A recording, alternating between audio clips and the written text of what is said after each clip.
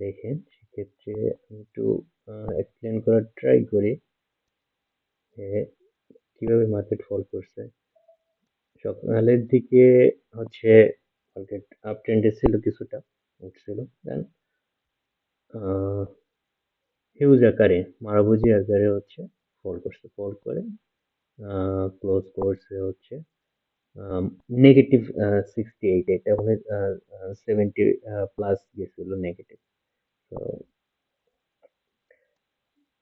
এ হলো অবস্থা। এখানে আসলে এক্সপ্লেন করার মতো আহ, তেমন কিছু নাই। সাপোর্ট আর রেজিস্ট্যান্সটা দেখা যেতে পারে। সাপোর্ট আজকের আগামীকালকে সাপোর্ট যদি আমি দেখি সেক্ষেত্রে সাপোর্টটাই আগামীকালকের জন্য, হ্যাঁ, 4834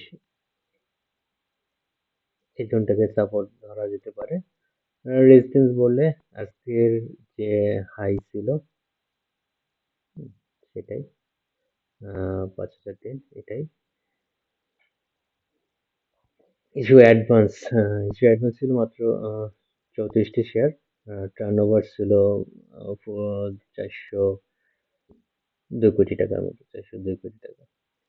উম, এর চেয়ে গুরুত্বপূর্ণ সবচেয়ে ব্যাপারটা হচ্ছে আরএসআই দেখেন 24-এর ঘরে নেমে আসছে 24।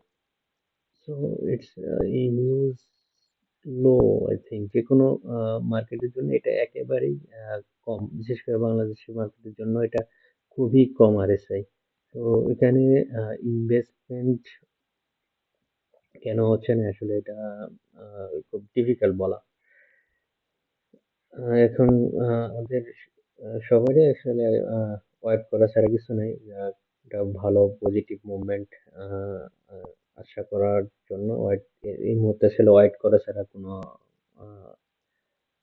অপশন আমি দেখছি না।